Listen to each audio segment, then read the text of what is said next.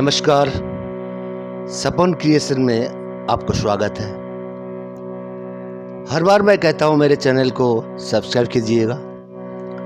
दूसरे एपिसोड में मैंने संगीत की उत्पत्ति के बारे में बोला था। चर्चा चल रही थी, वो चर्चा खत्म नहीं हुई थी, तो उसका बाकी हिस्सा इसमें कहता हूं मैं। तो मैंने कहा था कि दामोदर पंडित जी ने संगीत का कैसे नाम दिया, सारे गामा पाधानी का कैसे नाम दिया, वो तो मैंने बता दिया है पिछले एपिसोड में। अभी और थोड़ा मत बताने जा रहा हूं। वो मत है कि एक फारसी विद्वान का कहना है कि हजरत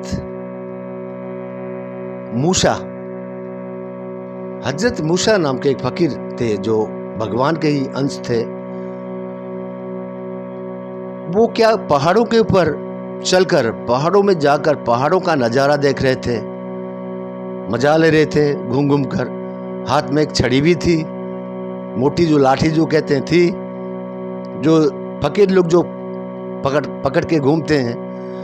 तो घूमते हुए समय उन्हें आकाश से एक आवाज आई, एक कथा सुनाई दी। ए हजरत मूसा, उन जो पत्थर देख रहा है, पीट पत्थर को ठोकर मार, पीट लाठी से। तो भगवान का आदेश था। उन्होंने लाठी को ठकराया, उसमें पीटा तो पत्थर दो टुकड़े हो गए।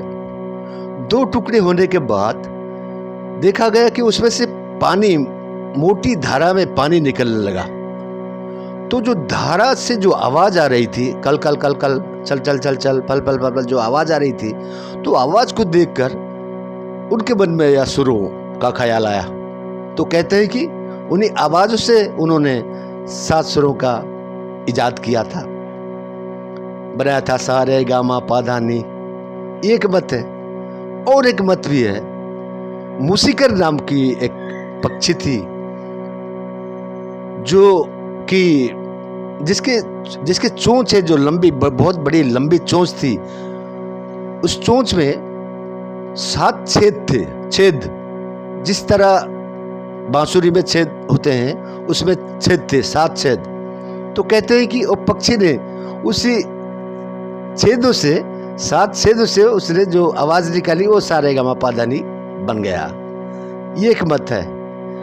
तो हम देखेंगे तो हर प्रकार के मत हैं और बहुत सारे मत हैं। क्या सच है क्या झूठ है वो कहना तो मुश्किल है। फिर भी हमें गाते रहना चाहिए, अभ्यास करते रहना चाहिए, गाना आगे लेना चाहिए। खुद ब खुद आ जाएगा संगीत कैसे तैयार किया गया होगा। ऐसे हम देखेंगे तो इसे कहते हैं डॉक्टर्स डिफर। हर नाना मुनि के नाना मत होते हैं। कौन कब किसी ने कैसा मत दे दिया, बस बुक में आ गया, किताब में छप गया। मगर ऐसे प्राचीन ग्रंथों के हिसाब से मैं बोलूंगा, इसमें 4 मुख्य मत पाए जाते हैं। पहला शिव मत या सोमेश्वर मत, दूसरा है कृष्ण मत या कल्लीनाथ मत, तीसरा है भरत मत और चौथा है हनुमंत मत। ये 4 मत जो है ये प्राचीन ग्रंथों में हैं। अगर आप कहेंगे तो इन 4 मतों को मैं भी एपिसोड बना के, 2-3 एपिसोड बना के सुनाऊंगा। अगर आप कमेंट करेंगे तो मैं जरूर सुनाऊंगा, क्योंकि ये बहुत लंबा होगा। इन मतों से और भी बहुत प्रकार के मत निकलते हैं, जैसे शिव मत, कहा भी कृष्ण मत और भरत मत, हनुमत मत। ये रहा प्राचीन इतिहास ग्रंथों से मत लिए गए हैं। अभी संगीत का जो काल विभाजन किया गया है वो भी मैं बात बताऊंगा। अभी नहीं, 10-10 मिनट का एपिसोड में कर रहा हूं, समय भी चाहिए। अभी थोड़ा आऊंगा, आपको बताऊंगा ये शास्त्रीय संगीत है क्या। शास्त्रीय संगीत और भाव संगीत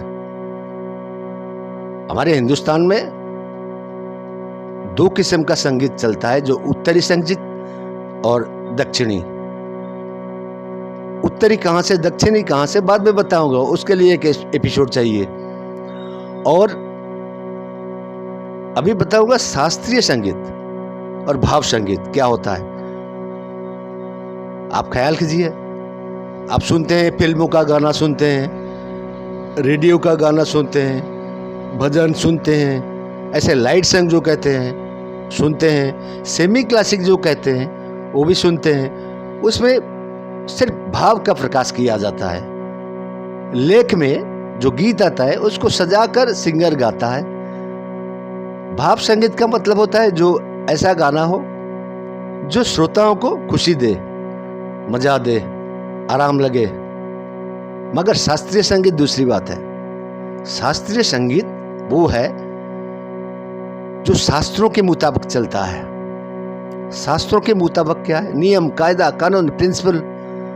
हम जिस तरह अपने जीवन में एक रूटीन तैयार करते हैं, सुबह उठेंगे, नित्य कर्म खत्म करेंगे, फिर भजन करेंगे, फिर पढ़ने बैठेंगे, फिर जाएंगे, स्कूल से पढ़ने के बाद आएंगे, बच्चों से कह रहा हूँ, फिर पैर हाथ धोकर थोड़ा खाएंगे और थोड़ा खेलेंगे, फिर सो रहेंगे, पढ़ने बैठेंगे, पढ़ने के बाद फिर खाना खाएंगे, नहीं तो होमवर्क कुछ होगा तो करेंगे उसी वक्त में। इस तरह जो श्रृंखलाबद्ध जीवन होता है, तो संगीत में भी एक श्रृंखला का नियम होता है। जो नियम के अनुसार गाना, श्रृंखलाबद्ध, जैसे जिस संगीत में शास्त्रों की चर्चा की गई हो, मतलब हम जो राग गा रहे हैं इसका समय क्या है, कौन से समय में गाना चाहिए, इसका वादी स्वर क्या है, इसका संवादी स्वर क्या है, इसकी जाति क्या है, इसका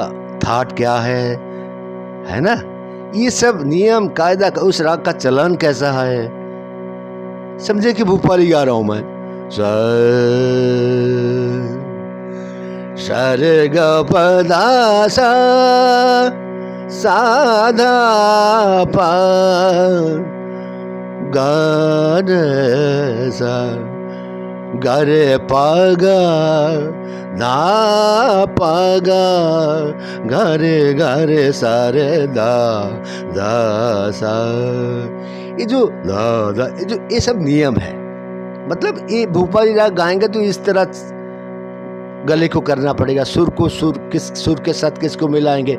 इस थोड़ा उदाहरण दिया मैंने, मतलब ये शास्त्रों का अध्ययन, यानी जो संगीत शास्त्रों के मुताबिक चलता है, जिस संगीत में शास्त्रगत अध्ययन होता है, मतलब श्रृंखलाबद्ध नियम से होता है, हम अपनी मनचाही ढंग से उसको गा नहीं पाएंगे, वो है शास्त्रीय संगीत।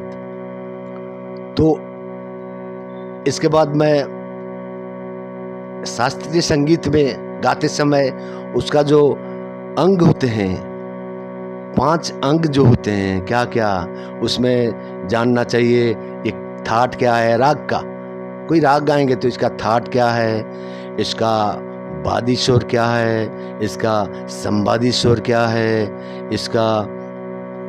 इसकी जाति क्या है, इस राग को कौन से समय में गाते हैं, ये सब उसके अंदर आता है। इस सब को जानकर उस राग को गाएंगे।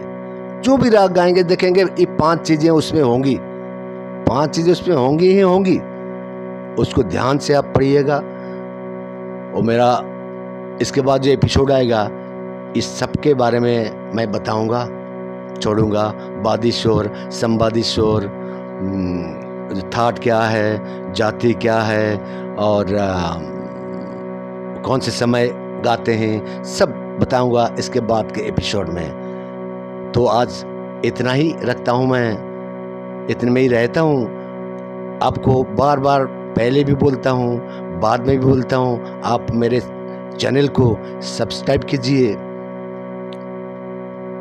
और शेयर भी कीजिए, क्योंकि हर स्कूल के बच्चों के पास जो गाना सीखना चाहते हैं, सीखते हैं, इससे कुछ लाभ उठाएं। कोरोना के टाइम में हम बाहर नहीं जा पा रहे हैं, मैं और इसलिए थ्योरी के बारे में पहले चर्चा कर रहा हूं, फिर आपको मैं राग के बारे में भी चर्चा करूँगा, राग गा कर सुनाऊँगा।